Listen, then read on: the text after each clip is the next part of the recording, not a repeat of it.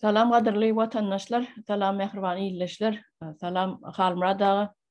Bugün yine de birinci gün hoş gördük sizi bu kanalımızda. Esselamu aleyküm hürmetli vatandaşlar. Vali çağırına size de salam. Salam. Vali çağırını da için yattan çıkarmalısınız. Bugün hakikaten birinci gün. Näme bolup geçti bir hepten devamını sizin ünsünüzde nämeler çekti. Yurdun içinde nämeler bar, näme boldy. Gelin şu gün esasy alıp barıcı bolun benim o dinleyiciğiniz olayım. O arasında näme bir zatlar koşmak olsa koşalım. Ha, böyle. Bugün vatandaşlar Halmura dağı kendim yaramak diyse de çekelep çağırıp getirdim ben bugün. Ya o näme. Inni daşta Urak'taki bolyan atlar varada aytsak, birinci şu Türkmenistan'ın içinden başlaly. Halmura dağı nämeler bolup geçipdir. Vatan haberler programmasına gece gündüz ala takırdı davara yana çağılar bağının yakı çağılar yaş çağılar için döredilen lagerler var da gurun veriliyor o velayette bu velayette bunların yankı teriyecilik barada vatançılık süygüsünü östürmek barada işte üstüne basıp aydayın vatançılık süygüsünü östürmek barada işler geçiriliyor, yankı çağılarla, aydım saatları geçiriliyor, Karadık vatan näil söýmeli, ona uğradılıyor.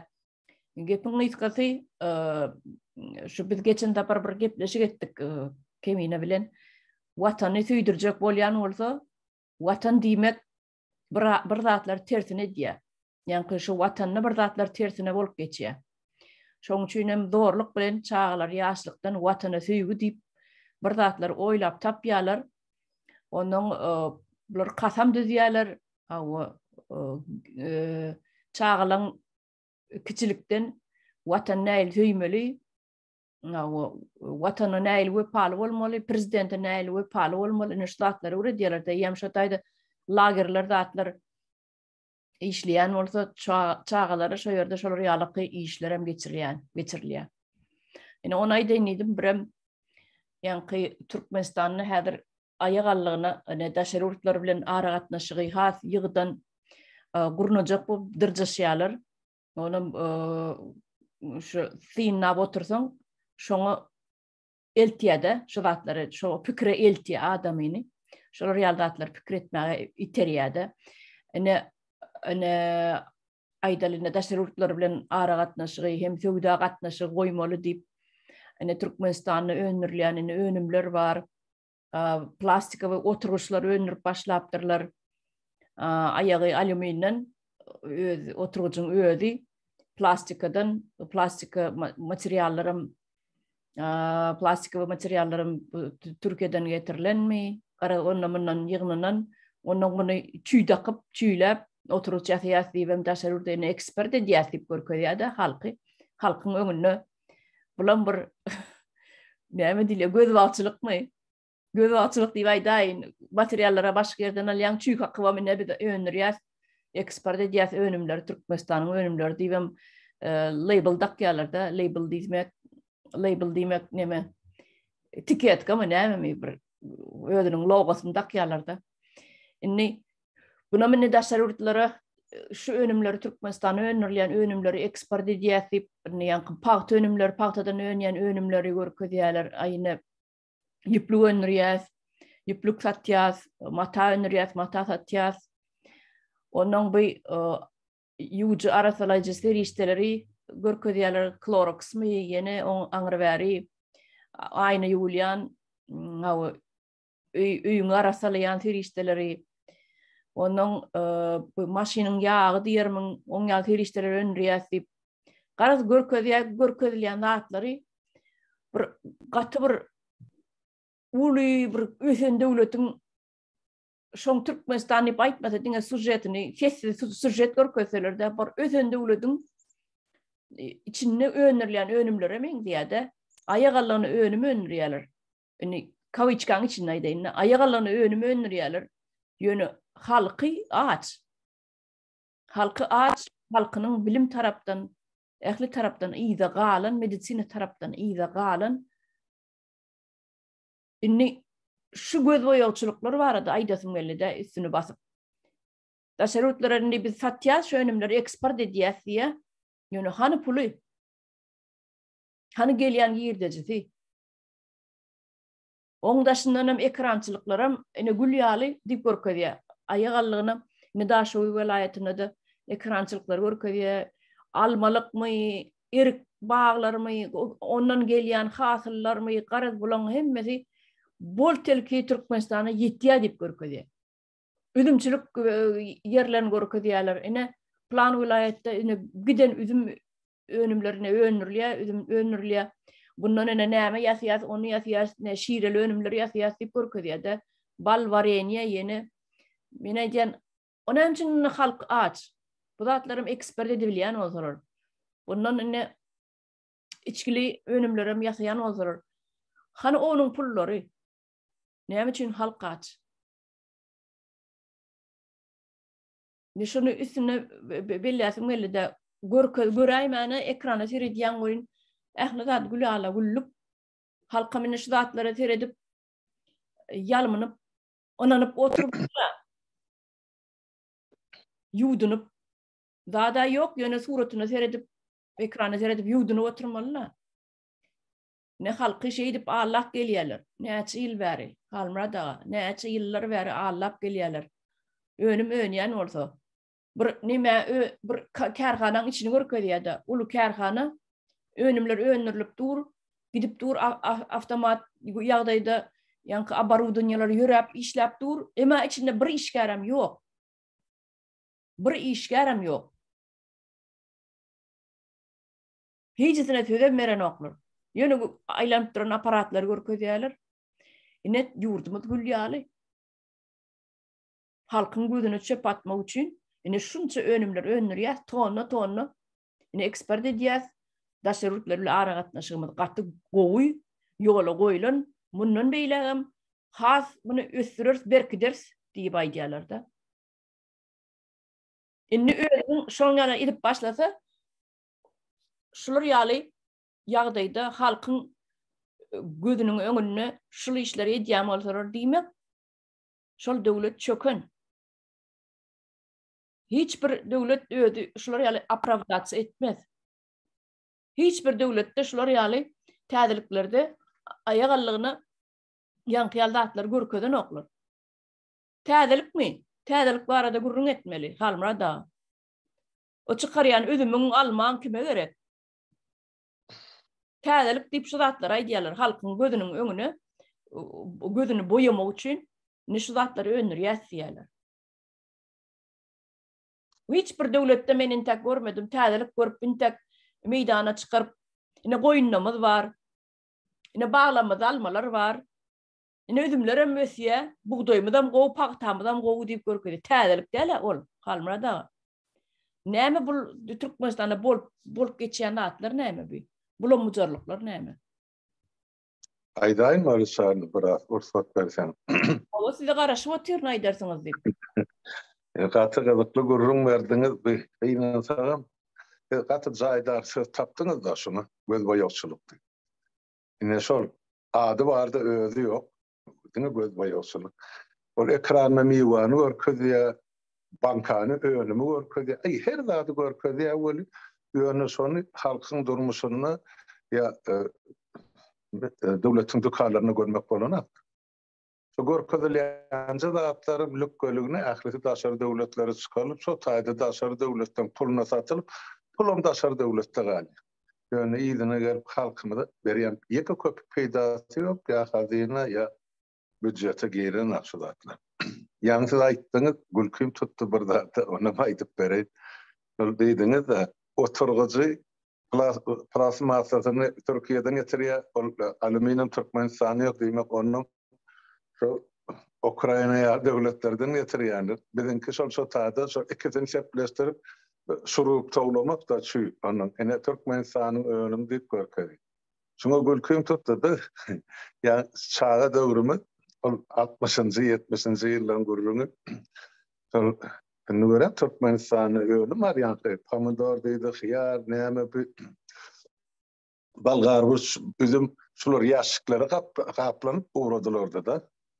SSR'nin de beyleki respublikalarına öz içine Türkmenistan'a ağacı önmenden şu yaşıkları şu bilen Orsiyetten ya Belarus'tan ya Ukrayna'dan geliyor. Vagorlar.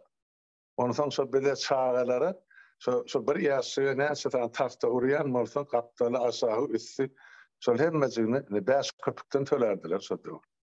Ondan biz oturup şu yaşığı yaşık kesiyatla şu ağaçlarda gelen ağaçlardan. Bulan komşu gelen iki tane demir bilen yankı bir plasmastan ne oturmuş ya da biz önümü önürdük diye. Değil mi? Bizim şu çağalık dögürünü önümü ne devlet bilipdir, ne hükümet, ne halk. Şu beş köpükte ne de oturup dursa yani onun özümü de miyeser etti. Şu pulda yurdun taşına giden artı öyle özümü de maşalahımı da harc edildi. Tapavudi. Ene ol bir. Ene siz ayttınız şu yankı şu tepliği önümlerini orkadiyalar. Ay ene hıyar ösya, pomidor ösya. Bunlar ene kaplan ya hava. Uğradı ya han sol önümle. Yurdun içinde de mesela eksperte gidiyor. Onun için hem şu yankı pul yurdun taşına geldi. Yani şu almasam üzümüm, pomidorum, hıyarım bizim halkımızın sağlığı için ören zarur zatlar öyle çar. Esasen denan hamile bolunu ya gögreli bolunu şoma şu vitaminler gerek hemmeci. Almasam armudan üzümüm, hıyarım, duzsuzum dürlü önüm gerek. Şol çağa iyimit bol hizmet ediyor. Hem enada öme veriyor, gurbat veriyor, güç veriyor.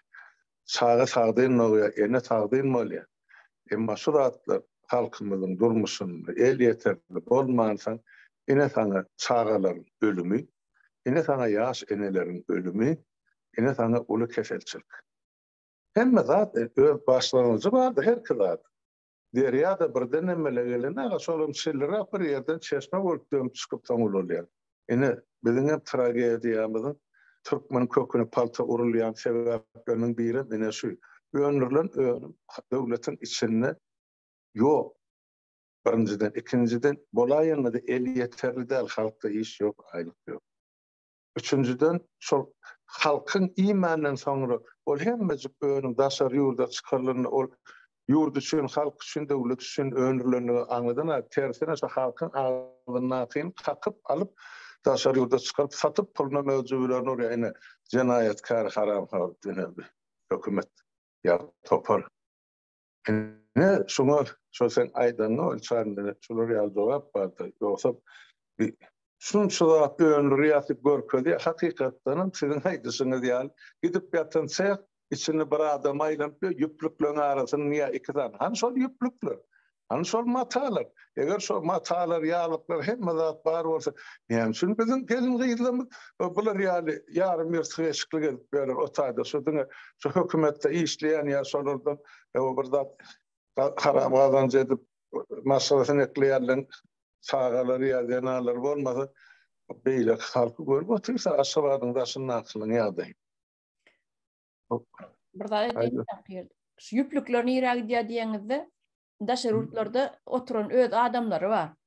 Ne mesela bir mesela misal getireyim ne men bir yerini tanıyan, men tanıyan olup çıktı da Moskva'da yüplük fabrika derle enni sklad var. Şu Türkmenistan'ın kara yolları bile satın alıyor. Yank yüplükten edilen platensalar var. Kukonlu platensalar var. Pakrıvallar var. Prostinler var. Yankı ulanlayan stolun üstüne skatertler var. Şulon hemme önümde. Zaten platensa önümler çıkıyor Türkmenistan'dan. İnni şolları kara yolları bile çıkarıp getiriyen ekeni paçka olur kip ediyen ekenler. Kip. Onun bunu şu tayda ödü kara yollarıyla yankı magazinleri paylap biznes de ol. Ol biznes yönü kara yollarıyla çıkarıyan Türkmenistan'dan çıkarıyorlar. Onlar kimler çıkarıyor? Şu tekstilini yankı bizdeki kombinat var. Yüplük öneriyen. Şolong Nahmata kamben. ha o ana ini şolong başlıkları ha o bileleşip işleşiyorlar. Plan yere plança tonuna uğratmalı. Plan yurda plança tonuna uğratmalı. Bulan hem de karayollar bilen uğradılıyor. Pulunu kim alıyor? Pulunu yankı Nahmata kombinatın başlığı. Onun yankı buyruk veriyen, kim buyruk veriyen o da şol. Onun angırdak oturun da şeritak oturanlarım bu ardan makatının geliyen için özcübülerine giriyor. Böyle biznes ol. Biznesi ol. Nehil yerleştiriyor, nehil realizavat ediyor. Bunun öz işi. Daşarut oturan biznesmenin. Ol biznesmenim kim?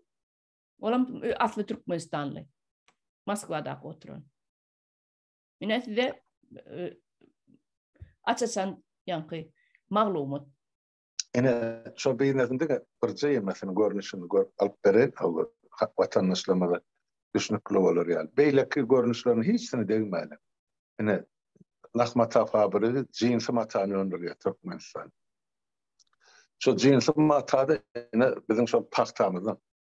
Bunu Karadere döküp, yakma çekip yığınayanın Türkmen çağısı bilen şu enatası. Sonra şunu fabrikte ucuyupsuzca hakkı için 14 saatler işlep şunu mata edip boyap çıkarıyanım yine bizim Türkmenlik.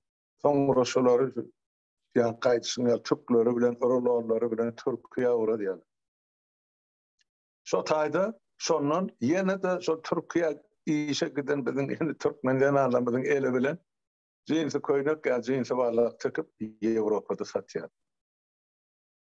Mesela nahil peyda görülüyor dibaydı. Son Türkmenistan'ın ayda bir kişilik cinsi varlıklık materyalım ya koynaklık materyalım alsa sonra en kıymeti $5'dan öyle yani. Bana aydana adam var. Son getirip bunu Türkiye $10 satıyor. Türk'takilerim yakını becerip yam optum $15-20'dan satıyor. Avrupa'da bizim son magazinden yam $30-35-40'dan satın alıyor. Yine West'ten. Yine şu birce yine cinsi matan tarihi ya yine geçiş yolu şeyin. Türkmen'e ne magalli? Şol satılan $5'lık bastı. Bir kişilik yani balık değil, calvar mı yani köynük mü tapav diyor. Şu $5 yerli karhana galiyor. O işe verilen yerli karhana öz pırnalsa şol bir kişilikten $1 yok şu benne. Ferdik görün. Ahırkı neticede de şunu $40'dan satıyorlar da aşırı devlette. Şunu bilmesin değil mi? Sepoşkasını yani kızın cırını. Şu pastadan başlayıp tayyar önü mesele Türkmenistan'ı önlük edip yasap olunat mı? Sonun gelecek ehli $40'lık pul Türkmenistan'ın hazinasına girse işleyen işgârin eline $10'dan verilenini bolunat mı? Bular $1 mı alınır? Demek son işgâr ya pastan önüren adam o nesli o yaşamalı. Ya o nesli köp hak almalı. Yine dinle birce Nahmatadan getiren misalim olsan. Aydı ver. Biz çağa kap 15 köpük törüyediler. Kilogramına. 15 köpük. Ana şular yani. Bir kilogram pastadan yaşam suyumunun näçe önüm çıkıyor. Onun anağını ne sapara ulandık pastası olunsun yönümen şu bizim matamızın getirip satılışına diyen. Onu Türkmenistan'ın qadağan ettiler. Pastanı ve pastanın önüm satın alma. Şonun için aylığı yolla satılıyor. Onu Amerika ve Avrupa devletler qadağan ettiler. Ne için? Sağı zahmetullanılıyor. Yani Türkiye gelse de yama başka yeme öğürlerde. Bunun yolu kan. Yani yönüse bizim halkımızda vah ediyen daşarı yurtu biznesmenim, hükümet yolbaşçılarım. Mene göremek belki bağ olsa da bağdır bir yerlerde. Yani sevda edende de halal sevda etmeliler. Önümü öndürene de bir zat kalmalı. Onun elinden hem zat kanırı varsa bizim hakkımızın düşen günü 30 yıllar şu sevda 30 yıllar bedeli oldu. Öyle çağırın şuun değil. 30 yıl şular real gözüyle kaldı. Bizim halkımız ağlayacak mı sen, gülecek mi sen? Yahil bebeyle bu zatlar böyle. Ben oturup şu zatlara akıl yetirip bilemem. Biz bütün halk bol dälhanada yaşayan ýaly hakykatdan. Sağ adamlar, sağdyn pikirli adamlar etmeli işi däl. Isle hökümet bolsun, isle bäriýany bolsun, ministrimi, sowdagar, kim bolandy. Şu harit kimin elinden geçýän bolsa, şonuň eline pul gelmez galýandyr. Şol seretmeli kim şu elden gabar çaklap kimden geldi şu haridin göz başı. Näme düşýär şoň eline? Şumen satan ýa alan malymdan. Şoň üçin Amerikalar şoň gadagan etdi. O çağan zahmeda ol. Ol mektebe gitmedi, okumady, sırkaw, oň näçe soň kesel tapy, näçe öldü kim bu statistikasyny öğredi. Ha? Türkmenistany ýok, hiç mulçan. Böyle insanyň ölüm aýdylan bunsuz görülen men däl. O da nemede Ferhat oturyan biz çağa kakşılatlary analiz edip bilmeýän ekenikde ne derecede çağalan zahmetinin ulanýanlygyny bir de 15 köpükden berilip iň soňunda bir aý jemleýän hiç adam düşeni oňa bir 20 ýa 30 manat dolýar rublen. Hiç sat bolanok ol. O da ýetene. Näme bu günne bir çağa näme bir 10 kilo ýygyp bilerde ýygyp bilse 10 kilo ýygsaň 15 köpükden bir manat 50 köpük bolýardy. Ha, 1 manat 50 köpük ýöne nemedi?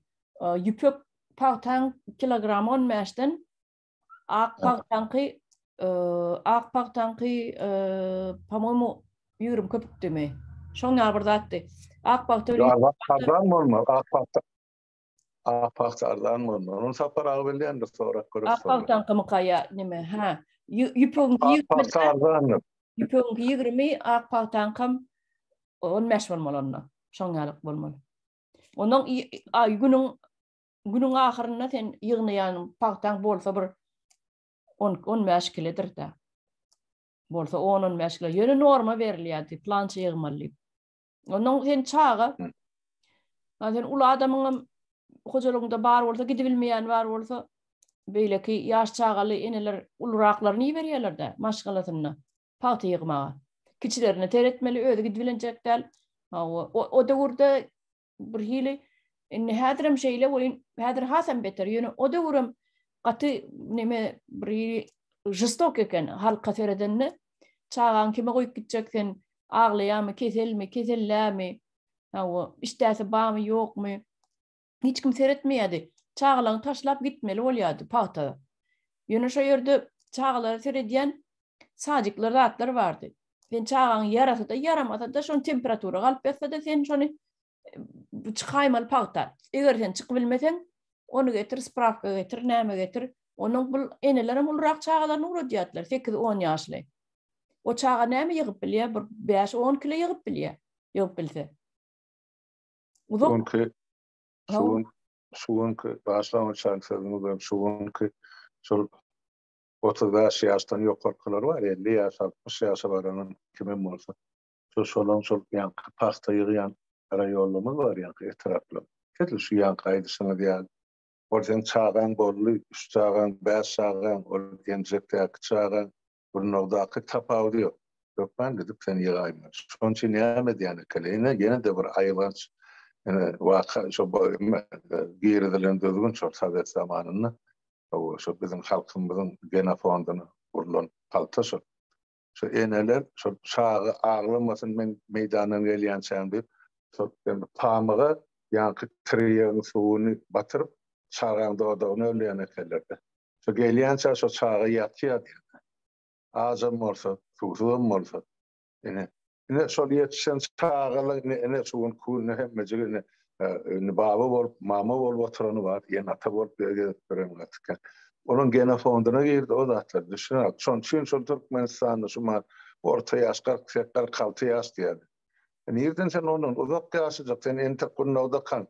Enin ak suýdynyň ornuna sen bokurdan pasta bilen ýanky trek damdyran bolsalar. Näde sen onun şundan çağı bolsun. Ýöne şol men beýleki 4 welaýat aýdy ýa-da o döwür Balkanyny partasla eklenä şol 90-njy ýylda men deputat döwürden ýok ben takazlar batýan çykdy paxta diýilen. Ýöne şol ştaýda bir zat Halmarda öňkü garrylar aýdýardy-da. Ine çağlary şo meýdanda bolýan aýallarym bardy. Bolyanlarım var eken meydanına göwreli Meydan.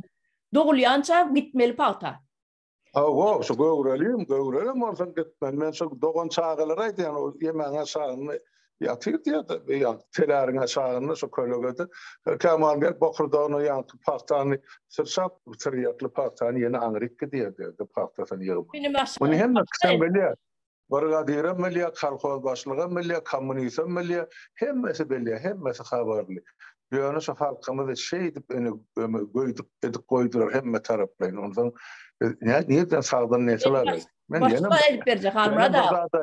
Ýene birje da şu üstüne goşaýyn ýadyma düşüp durka. Şol SSR döwrü men ýa harby meseleni alyp bardym da ýemede parlamentde. Şonu jeme Türkmen milletinden 345 tane ofisier var. Bütün SSR'ın koşulu. Cebi. O tayda ne 2 milyon adam var. Bilemem umumi koşun sanı. Sonra cemi Türkmen ofisieri leytenanttan başlapta yaka bir general leytenantı selli. Yine cemi 345 ofisier. Şolun içinde de yekece lötçük istrabiteli yok. Yani kovasız yemedi asmanın uçenin yok stratosferinde. Näme Türkmen bolunak organizmi. Türkmen organizmi yok şolar ýaly çydandy. Hep çağalykdan ene paxta ýagy da herlenen ene dodogyny ýanky şol triýan suw çalynan iýmeti bolmadyk, işgisi ýetmedik. Uzakly şol Tomusyň jogdasyny gyşyň aňzaganda meýdanyna geçirdi. 70% ilatymyzdan owada ýaşady. Ol çağında 70-nji ýyllaryň başyna çel kalkozda yaşayan adamlara pasport verilmedi. Ondan ona gitmesin ya göçmesin. Biz bir rezervasyada yaşayan indeysler ýaly ol Amerika. Gatyken halkymyzyň geçen kynçylykly durmuş ýol ýöne kim bu zatlara üns berdi? Han şu döwrüň jurnalistleri ya şondan soňra döwürde ýaşany urup ýaradan gahryman jurnalistmi, ýazyjymy, pozumy, şahyrmy, ýene birde zatları jigen açıp bir kadርን zatı yok. Umum bir kısan makale yazılı olup özlerini şol ema şan şöhret kazanmak için. Yani iyiliği değerli şu zatla barada. Çıkış edip bana halkı barada ağlat edip canını vefat eder. Yekada milyon. Oğlum yankı şu Ana Sultan Kekilovarımız merhum. Yani sonra her şehirde bir yadigarlık koyuyorsun ama fakir yanık geçti. Men halkym Türkmenim diýdi. Çok gördüm aşağıdan etek ýannaky ýanky dälhanada satmadylar şonu tutup. Ana bu Türkmenistan 300 tane ýazyjy, şahyry, jurnalistler biri barıp şon kapysyny tırkyllap halyndan habar aldy bolçan. Bir belýanym şu şahyr şeýler türmeden gelene 89-njy ýyly barany şonu elinden tutup aldatdy. Başga adam gelmene kapysyny. Bir şol gorwanalar edip bilen Mariana Kenna şeýra. Olam gorwanalar bölmek. Soň olardan soň şeýra türme düşe türmeden gelip baranyny şolun. Başlanman başga temalar bir gitdi milyon şu paxta bilen bağlanşykly halkymyzyň haglygyna urulýan ýan. Entegen tepkilerden aty. Kan wagt talap etdi. Başga näme var aýdyp mene doduklan kepek gitdi. Awany şu meydanly mesele barada öňkü döwürde göwrele gelinler hem gyýlar şu aýal maşgalara gidýän ekenler. Tä doguryança galmak bolanok. Ha o göwrelik bir keseller diýip aýdýamyşlar, garrylary, ýaşlary, göwreli gelinlere. Göwrelik diýmek diýe keseller arkaň gidiberiň. Ha onu bahan etmeň diýip diýär. Onun o meydana doğurup berenem var diye şu meydana doğruya ondan soň habar var ya diye de. Onun şolar ýaly aýlygyn statlarym var. Meydanda çağa doğurup ol. Hiç kimin aladasyna da däl.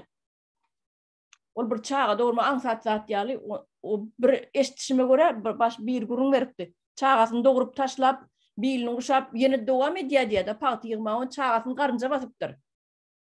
Öýlen barýança çağasyny doğurup taşlak gaýdy. Meydanyň gyrasyny garynja basypdyr. Hawa basar garynja, ýulmadyk çağa. Ine şolar ýaly jistok bolan şu nime Sovet Soýuzy. Şonu aýtjak boldum. Sebebi men onu bir ertekdäl bir ýerden okamollar, başymdan geçirende atlama aýdyp berýän hakykatdanam. Paxta gidýärdik biz. çağa döwürmüz akidiyatlar. O yerine de sereden oklar, o plan yerim ağrıyan, o da sereden oklar, kellem ağrıyan, ıssık hava. Çağa diýilýän çağa halmradagym. Şu hapasy budan içmellerliğine öwretilen ok yap geçýärdi de ýanymyzdan. Şu çağa da bolsak ýadymyza düşýär. Ilgap baryp şu ýerde tal agaç bar, tal. Şoň aşagyna baryp birazjyk salkynlamak üçin şu ýapdy akyp duran suwdan içýärdik. Nerden çağa sagdyn bolsun adam? Bulanyk suw olam. Hiç maýdan ok bide şonu içmellerli. Ine şeýdip bularlyk. Ne görüp oturýan bolyn bizi nähili edipdirler. Doğru. Şu da urun mediklerim yeterli. Ödem mediklerime metsistralamadan orslardy. Med punktlarda işleyen orslar. Gelip aylanyp aýdyp agitasiýa geçirilýär. Hapasy içmän, gaýnatman içmän. Hawa sygyrlaram gelip ýör, eşeklerim gelip ýör içinde. Malam bakylýar taýlarda. Hawa malyň tedeklerim düşýär. Sizem kesellersiňiz. Kesel kerili infeksiýonly keseller kene.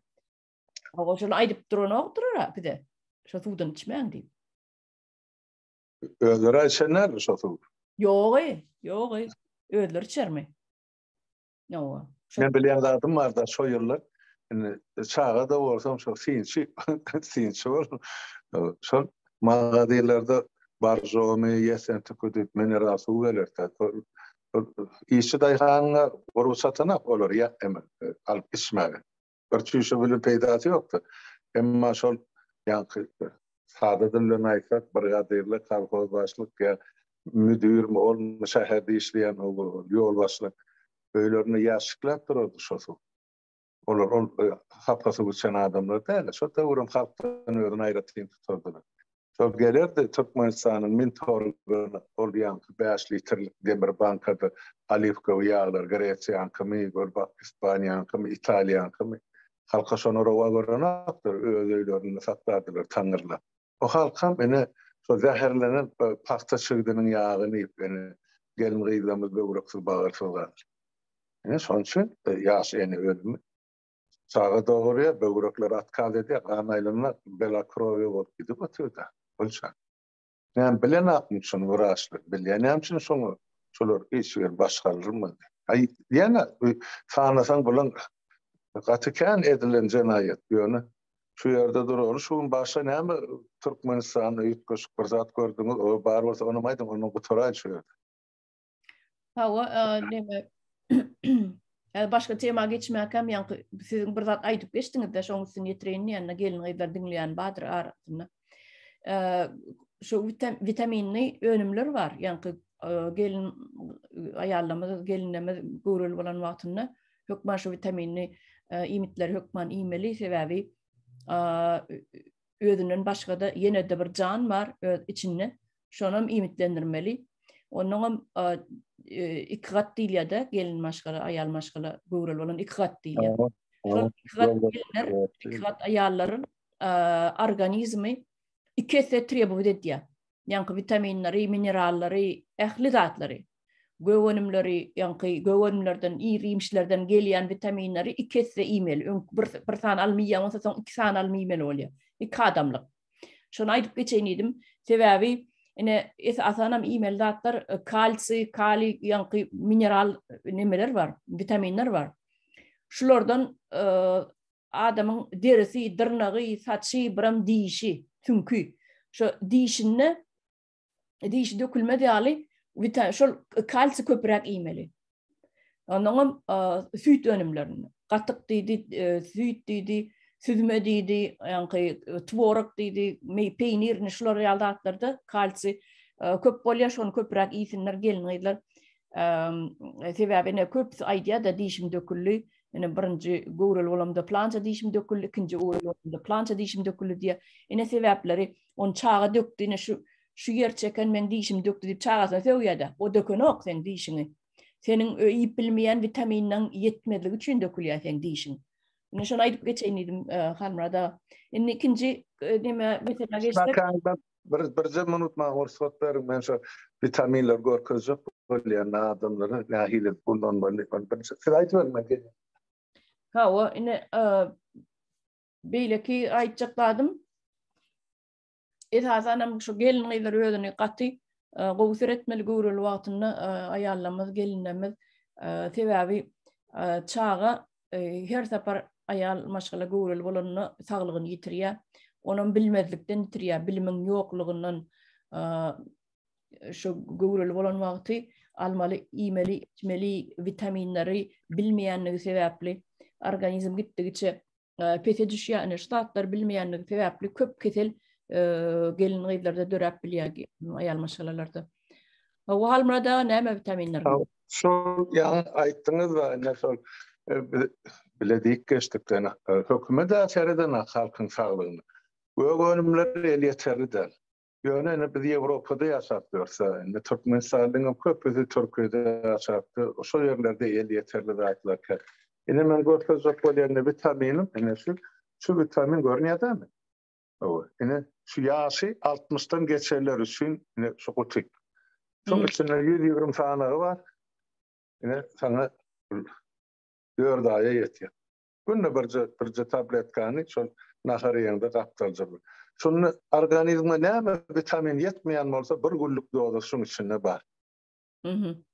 Şunu birje kutusyny alyp içip görseler derre ýüz göz açylar adamy ýyrtýarlar gider watandaşlar. Ýöne bir 60 ýaşdan ýokarysy üçin niýetlenir.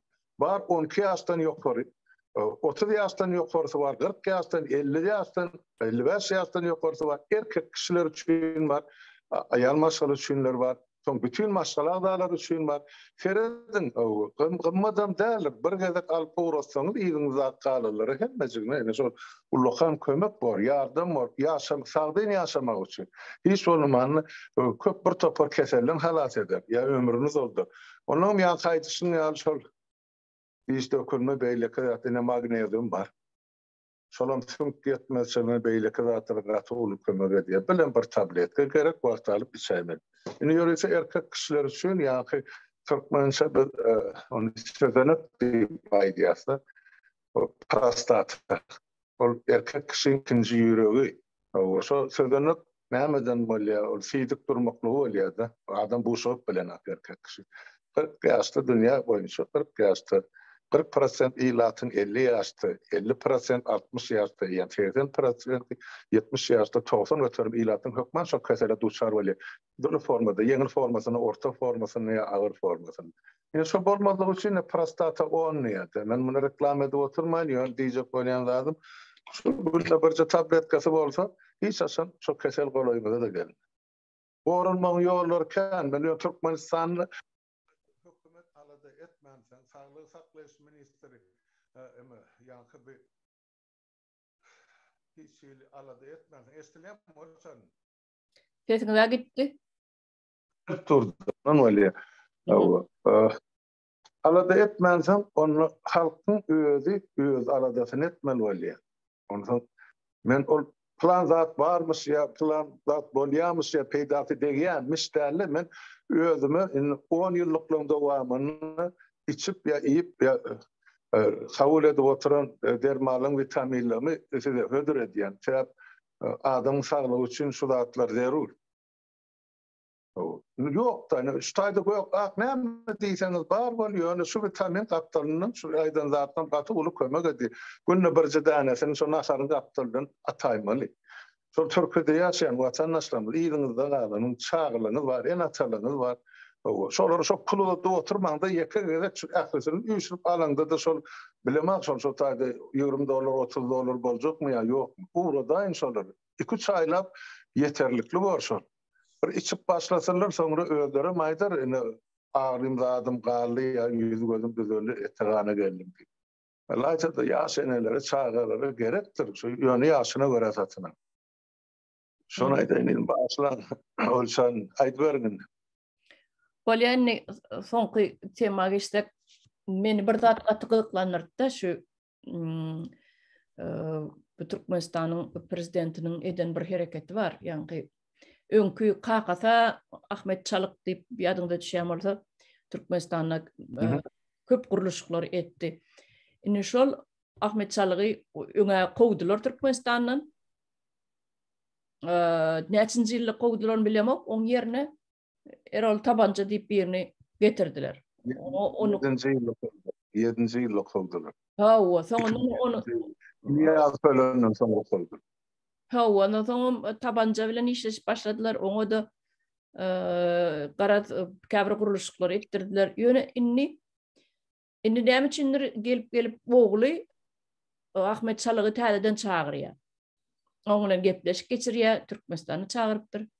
Oňla gepleşip geçirýär, şol bizim meýnäki energetika neme bar? Energiýa stansiýasy.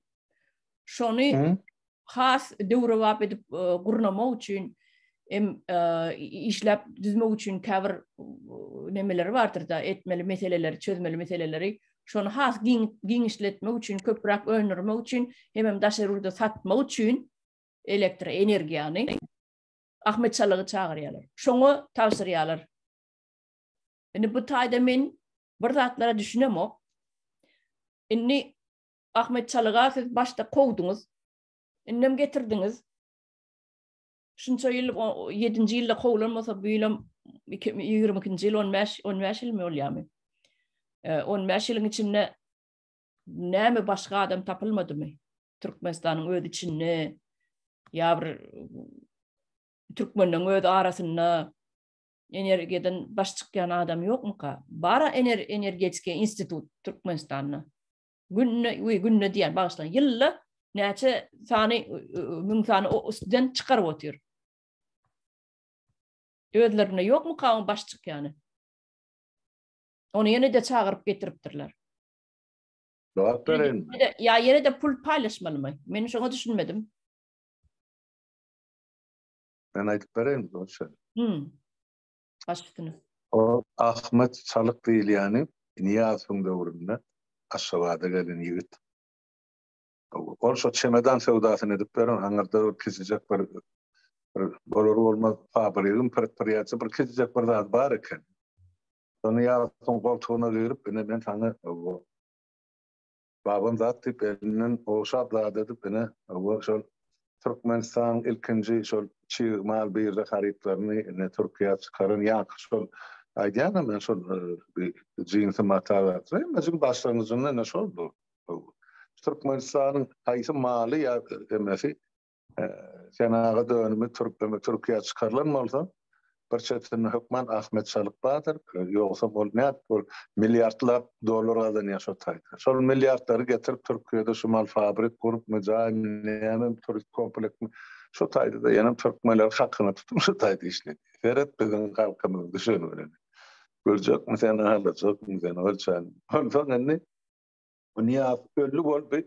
Ine şoň alan milliardyna görüp çylgyp garyp da ente o milliardın eline 10 milyon dolar mı ýokda prezident bolup gelen. Bazyr belki 10 milyon ya 100 milyon ýöne ol muhyal milliardda pul ýokdy. Ondan sonra bir çykyşy bardyr. Eline bolýar. Ukas kanal berdi Muhammed. İlkinji 7-nji ýyldan çykyşyn. Ine emma ağzınızdan alıp Türkleridir yani Türklerin gözümüzün yağını oturuyor. Yine şol şeydi yani yine şol Ahmet Çalık'a deyip aydani. Yine o nasıl geçti öyle? Ahmet Çalık yine Türkmenistan'ın siyasetini oturuyor. Bundan öňki şol bir küçüllikde şu Türkiýede biziň halkymyzyň şol etjek bolan hereketlerine de daşyndan täsir berenen bir şol bolmaly. Onu ýurda baramyzda dolsup edip barmýar. Ýok, bütün şol ýalan. Şol arkaýynca milliardlaryny yerleştirmeli, özleştirmeli. 2-nji, 3-nji milliarda girmeli. Enne seredin täzeit bolýarsyň. Şo biz meýin gerek. Men onu takip edip o tarz biz meýlekan bar gaýdyrdım. Indi şoň sement zawodyny onun filtrlerini ýaparlar, gelip çalışdyrlar, ýetgetler, boldular ýöne. Aýtdyňyz. Näme şunça 30 ýylda. Şo biz meýin gerek dolandyrjak türkmen spesialisti ýokmy? Bolsa näde uçarly bu türkmeni? Men bar diýip aýdýan şon. Men hatda birini tanıyanım şol wagtda. Sizin ýaşyňyzda ýatydan bir küçüňrek bolmaly. Bar. Ýurtdan gyselyp, ben prostor dinlen adam. Ýöne şo taýda resmi ýagdaýda ministerlikle bir zat gurýanym bolsa, düzýanym bolsa, şonu getirip Şondan konsultasiya alman hiçtat edip bilen aklar. Emma yurdun içine sol adam gerek geldi. Ha? Ne yapsın Türkmen'e iyidirmeli? Ha? Ne yapsın olur Türkmen'e iyidirse Türkmen das tövrüğünü de onun arnasını o ilatına halkını doğduk tepesine kuracak bu zat elinin elinden. Türkiye çıkarma da ya Amerika. Halalgadan yanmaz. Yine son için benden çıkarım bana yurttan tutup ne sayıl var o devletten bir devlete sergedarlık edip. Sorun işlemeli ornu boş duran sana beni yanım getir beni Ahmet Çalıkyalıklar otur diyelim. Sebep bunlar hükümet bilen diyen narkın paylaşsa kurcak etse kan bilen kurul olsana başla yani bilen 30 yıllık kurun şunsa atelliydi nemediydi edarediydi yemediydi hani bilen yaka köpüklük peyda halk. Şu atelerde halkımı näme ağıp dönüp yaşadım. Ya çağırır şu tayda gülü oynap deyin canlı mı? Ya satıncaları. Ya karıları pensar edip şu tayda yaşadılar. Yoga hiç de. Hemme da yok ettir. Hani olimpiyada dip 17. yılda kurdular olimpiyada şehri ay monorail görlahet olbi yenen bir kustani Oğuz Han'ydı atelliydi hanımına halka bergen peydası yeka köpük. Dine şu büdjetten buralara 10 milyonluk uğurlayanlarım 100 milyon. Orada hep hasabat sorayan halkımız yoktu. Ama şu tayda men oturan devletimde her bir adam hasabat veriyor. Ola hükümetmiş. Hükümetin yol başçısı bir son premier minister boylanacak bolanda Mona Salih'in bir ayat hava. Yanlış masamandan 20 yıl oldu. Şunu bellettirmediler. Ne için? 5-10 yerde yalnız soyup durmasını parka edip strafının tölemenler. Yani şular yalı adam premier minister bolup bilermedik. Yolum gidip yatan partiye mi yol başladı? Yani o yığınağa kovulup barışına masayını sotaydı yalnız yerde koyup ya vaktına çıkmayan için straf belirdi. Orada bir ay kayın devamında yığınıptır bunun haberi yok. Yani dinle şol gelengsizlik için şular yalı premier minister bolup bilmedi ya da Şuvetçe. Koymadı mı? Bize milyardlap halkın gözünün önüne akıdıp dolu. Halk ödülüğünü gözlü kör, kulağı ker, dili la. Biz bir hemen bağışlan var, diğer mahsılığı vurdu da 30 yılın içinde. Burada erkek kişilerde bir gelengsizlik deyip bir haset var da işte diyadım için aydıp geçeyim. Mene kollaşım adamı strafalya da öyle de böyle de maşin oyup varın.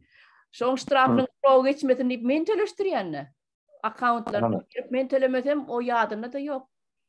Ana ngalı yaşan ayda erkek kişilerde kendi bir yat keşligim yok bir gelengsizlik doğru ayttınız. Yok hakikaten morsu yok ol erkek kişi değil strafı tölemedik denen öyle çağrıldı gelengsizlik ikisine de işte erkek ne de denanını da yönü o erkek kafiyemi yattan çıkararak oluyor da son için ay diyenler ben o elimden tekrarlak geliyorum o benden o erkek kişiler yoldaşlarım kariyerde katırananların bolup da ne mi kalmıyor dinlesin denaları yönü soruyor.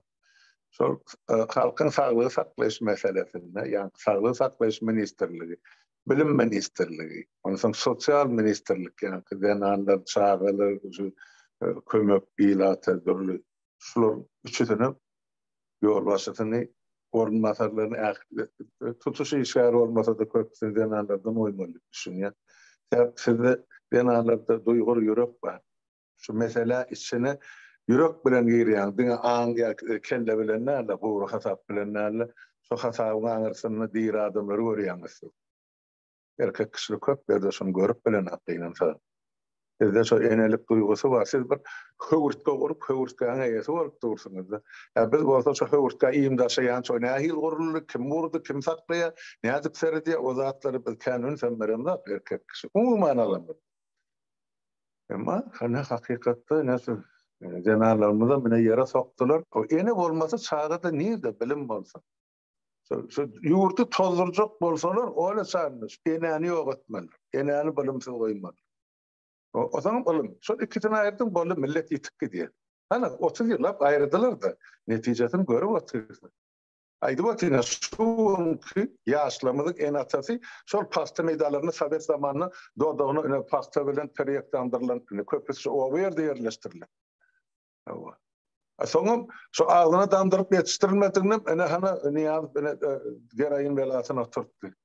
Ha 100 miňlerçe ýigit gitdi o taýdy. Ha şolar diýeri gezip berim bolsa olarda näil sagdyn öňelge bolmaly. Bu zatlaryň hasabyny ýöredýän adam ýok. Olsan ondan bir zat diýden gen görünmeli ýaly, gen görmeliler. Şu taýda entep öýleri bilmän, ýa durmuşa çykman, ýa ýaňy öýlenip, ýa ýeme edip, giden ýigitlerimiz, gyýlamyz bar. Bägekleň sany näçe?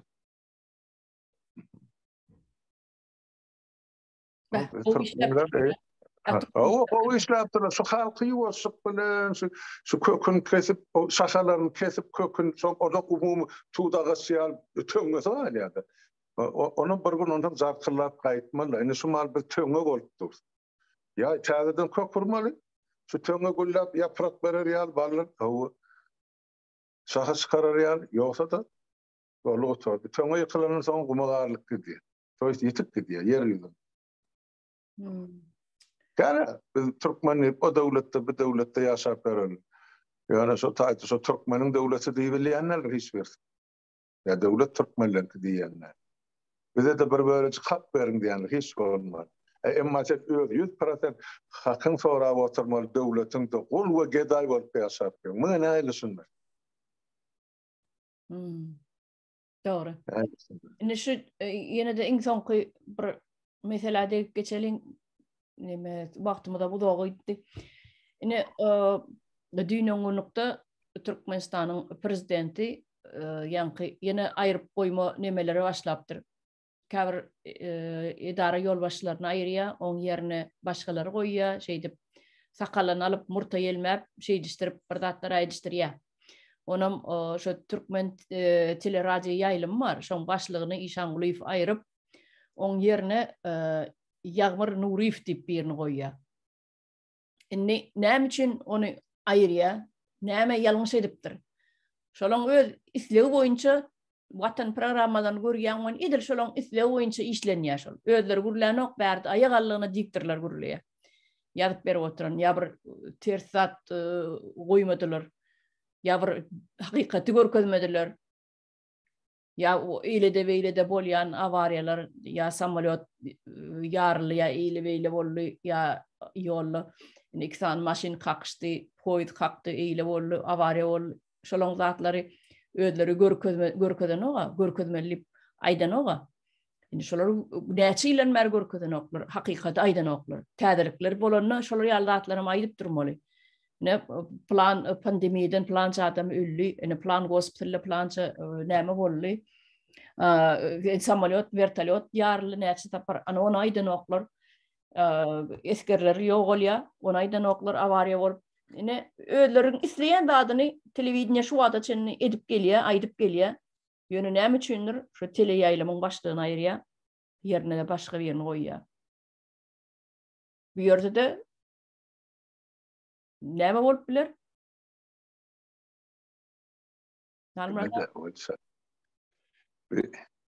Şu 90-njy ýyldan bäri şu tele ýaýlamy ýa Türkmen radio tele ýaýlamy da hem mejur sonuçuna ýerdi. Radio telewizyon diýildi ulus dilinde. Şolaň 30 ýyllar hiç bolman 10 mäsle çalışdy. Her saparın birini getirip koyuya, bunu yıl yarıma getirmen, Niyasyň döwrüne her 6 aýdan çalışylyrdy. Bu veren kemçilikler üçin ya üçin edi bilmedikleri üçin ya da değerli ya değişli programlar. Canım, diyeceğim ne şol vatan satan programınızda şu peşinden ne şol ömür yankı Kurban olup oğlunun adını bir 300 gedek tutuyor. Arasında da başa ol eydiydi beydiydi şövelenip geçe ýöre diýen zatlarynyň berenatdy. Bir hasabat berdi diýe aýtdy diýe. Sen özüň bir dinläp gören şo hasabat berýän. Ya hasabat sorýan. Ýok. Bildiň ýa-da ýa-da gawarýa rot diýe orstoryň gepleýän agyz bar, olum diktir. Türkmenistanyň prezident bar, bolsa şo diktir. Watan zatlar programmasyny alyp barýan şo ýigit bilen şo ikisi. Olaňam agyzyny diýmelsini ýazyp salyp berýän Viktor Haran. Bolluğu tordu ne mesele yapıldı. O sonra olsan kimin yanında diyseniz men yanında şolun adın prezident deyip tutma. O vazife barıncana bir kanun gelen adamla basıp alan vazifesi. Ondan bizim olur ikrar ediyorsa prezident deyip. Yok. So bir kanun çok kursuyun alan adamlar diyden cinayetkar topar deyin ya terör toparın yol başçılar diyden. Has gerçekli varsa ondan bir halk dinler otur. Ha o prezidentmiş. Bunların onun adını prezident deyip tutuyorlar diyor. Yok. O adamın münasip olması için katı geçmeli lokan yolu var. On halk saylanmadı. Ola hiçbirinin halk saylanmadı. Niyazov'um, o Berdi Muhammedov'um, on doğmasının. Onun için halkın saylanmadı. Adam seni enne olara karşı dost durup olar prezidentlik bayısıp katı geçikti onu kariyen. O var da bakırım son, ol İsa'nın olayı fayırsın, erti onun yerine kurban olayı koysun, yütkacak zat yok. O fakirleri ne emezsin? Bir halkın önüne yalana sıkıp tans oynanmasa kalın zat ettiler şolun adına bağışla. Şoray diyen benim. Asıl ne emezsin? Otuyorlar ha o diyeyim. Onu getirsinler Cemal Sapar bilen gözül Şahul İvan koysun, ikisini bir kursa otursunlar. Şolara höttesinden geldi. Dine şoları dinleysin kal. Basa habara merekken. Yarınca mükâvi okan, otur, hayran halen. Bizim halkımızda, ben sizden biraz uzavrak yaşan çöpüm vardı. Bizim halkımızda beyle de bir sümk plastilin adamlar olacak yani. Hayran halen olsanız, uzatları dinleyip görüp beyle de. Haydi ene doğurdu kapılar, bunları süyüt verip buluttuk. Niye asıl o gözler şahırla çense ne atıp yaşardın ya da sen ölsün. Yaşap ya sen onun yılına gelene onu 14 yılla 15 yılla öldü. Şimdi 10 doğmasın sen olmasın ben ne ederim? Biz varyan çakşula ölmesin olsaydı dileğim var.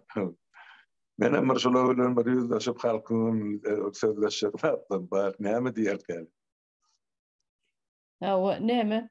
Inni şu yine de bir ayırıp koyan adamlardan ayıp geçeyim Gellim Amedova yani Lewap vilayetinin hakiminin ornavasarı ayal maşgalı ekenne. On yerine ona ayırıp yerine kemçilik düyüplü koyuveren kemçilikleri üçün niye. Onum ayırıp yerine başka bir denan maşgalanı koyya oğul cennet Berdiliva diye. Olum adı familyası boyunca olam ahallı olmalı, oğul cennet Berdiliva bolsa geldi Mehmet ve de ahallı olmalı. Qarada Liverpool'la koyaya nok yerine. Yok. Yeme de o benden yüzün yumayın. O rejime kim hizmet ediyen morsa belyalar önünden nemçil soğuli power yani nemçil hizmet ediyen sonunun bağışlan var götüne depil vazifesini boşaltıp oturacağım belli de odan depe taraf erkek kişilerin yolu denarlarım hani daha soğudun ayarlı turmasın. Yani çok kemçilikleri düşünüyor. Ay ne mi kemçiliği var? Sana ne yapıp hizmet etmedi? Yani Aşgabat'tan baran komisyon önüne mektep okuşlarını getirip oturtmadım ya yatırtmadım. Ya diyen milyardlarına da uğratmadım Aşgabat'ı. Ha? Ya şu çağıracağın halkı yağı yüpek kıyyadı bayırdın sen onu vazifeden. Neymiş? Sebebini aydana. Sebep ola eyyam töleceğini töledi, bereceğini berdi. Yani onun koltuğumun bunun iştahı açılıp durdu. Sonra üçün etme onun olay halinde mümkünsüzlüğüm yok, yağdayım yok, islegim yok. Olamıyor da oğurlayacaklarını oğurladı. Şimdi gidip aşağı attı. Sağlarının, astıklarının arasında yaşayacaktır da ya da Türkmenistan'dan kaçıp gidip. Ne böyle? Başka iştahat yok. Bu getirene bir kıyıl oğurlar. Bilem gider. Böyle. Sonra yerli halk sayılamasa, yerli halk tanımasa, bu yerli halkın önülgesi ya çağası, göbek kanı dökülmedik bolsa ne edip hizmet etsin? Burada umumi Türkmen düşüncesi yok. Belleneyen kadrlarda. Orada şol yerlilik düşüncesi. Men ustaydan bellediler, ben bir alıbilenmeyordum gidip ediyen oyun. Son bu halkın gününe gari afını işleri yok. Şeyle. Ben şeyle düşündüm mesela. Neme halmada bu tayda bolle da elin vaktimiz bir saat bolle. Oho. Yine de o yine de bir gepleşigimiz var häzir. Gayrat edin. Bolýa bugünkü gepleşigimiz beýle uzağa çeker öýtmedi. Bir ýarym sagat bolar öýtdim. Onu gysgaça şeyin diýdim bolmady. Hayır, benim doğru bilmedim. Bağışlarsın da bırak etsin, bağırat var. Bolýa Vatandaşlar sağ olun, sağ oturun. Hem mənigin oyunuza sağlıkta görüşelim. Öyle çağırın. Dedim sağ olun, çağırın. Bu için işinizde üstünlük. bolýa sag bolun hemmeňiz.